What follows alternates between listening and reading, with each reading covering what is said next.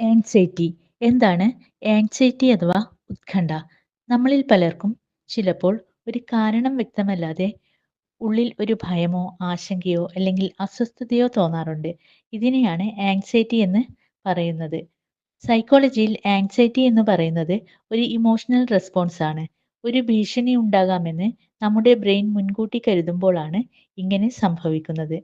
നമ്മുടെ ബ്രെയിനിലുള്ള അമിഗ്ഡല എന്ന ഭാഗം ഭീഷണികളെ ഡിറ്റക്ട് ചെയ്യുമ്പോൾ ബോഡിയെ അലേർട്ട് മോഡിലേക്ക് മാറ്റുന്നു. അതുകൊണ്ടാണ് ആങ്സൈറ്റി ഉണ്ടാകുമ്പോൾ ചില ഫിസിക്കൽ സിംറ്റംസ് ഉണ്ടാകുന്നത്. ഉദാഹരണത്തിന് ഹൃദയമിടിപ്പ് കൂടുക, വിയർക്കുക, ഓവർ തിങ്കിങ്, റെസ്റ്റ്ലെസ്നെസ്, കോൺസെൻട്രേഷൻ കുറയുക എന്നിവ. ചില ആങ്സൈറ്റി നോർമലാണ്. എക്സാം, ഇന്റർവ്യൂ, കോൺഫറൻസ്, പ്രസന്റേഷൻസ് പോലുള്ള സാഹചര്യങ്ങളിൽ ആങ്സൈറ്റി ഉണ്ടാകുന്നത് നമ്മുടെ ബോഡിയെ പ്രിപ്പയർ ചെയ്യാൻ സഹായിക്കുന്നു. പക്ഷേ ആങ്സൈറ്റി വളരെയധികമായാൽ അത് നമ്മുടെ ഡെയിലി ലൈഫിനെ ബാധിക്കും. അപ്പോൾ അത് ആങ്സൈറ്റി ഡിസോർഡറായി മാറും.